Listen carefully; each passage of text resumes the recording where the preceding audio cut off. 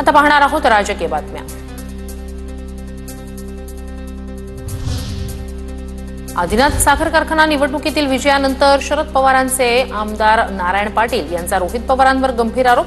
रोहित पवार आमच्या पक्षाचे, मात्र त्यांनी मदत संजय शिंदेंना केल्याचा दावा। रोहित पवारांची पक्ष किंवा शरद पवारांकडे तक्रार करणार नाही असंही केलं वक्तव्य।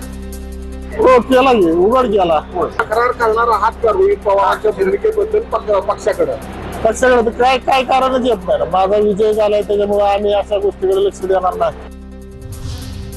जैन मंदिराच्या कारवाईवरून आदित्य ठाकरे यांचे ट्विट। मुंबईचे सहपालकमंत्री निव्वळ नाटक करतायत। मनपा मुख्यमंत्री कार्यालयातून चालवली जाते, आदित्य ठाकरेंचा आरोप।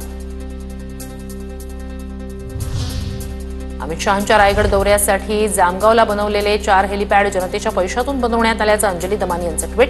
तो मोठा नेता येत होता, त्यामुळे कुणाला वाईट वाटण्याचं कारण नाही, असं तटकर यांचं म्हणणं। शरद पवार 24 आणि 25 मे रोजी सिंधुदुर्ग दौऱ्यावर पक्ष संघटना वाढवण्यासोबतच काही महत्त्वाच्या ठिकाणांना भेट देणार। उपमुख्यमंत्री एकनाथ शिंदे उद्या सोलापूरमधील माढ्याच्या दौऱ्यावर। राजवी ऑइल मिलचं शिंदेंच्या हस्ते भूमिपूजन होणार, त्यानंतर शिवसेनेकडून जाहीर सभेचं आयोजन।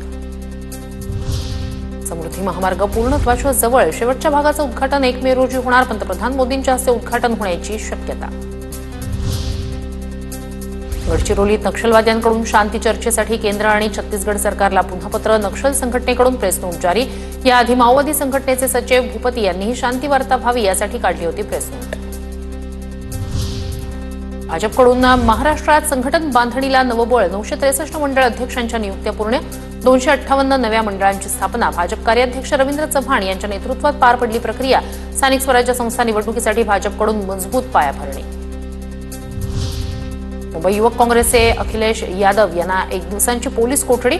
ईडी कार्यालयाला टाळाठोकं आंदोलन केल्यानं कोठडी। अखिलेश यादव यांच्या समर्थनार्थ वर्षा गायकवाड यांचं काल रात्री पोलीस ठाण्यात आंदोलन।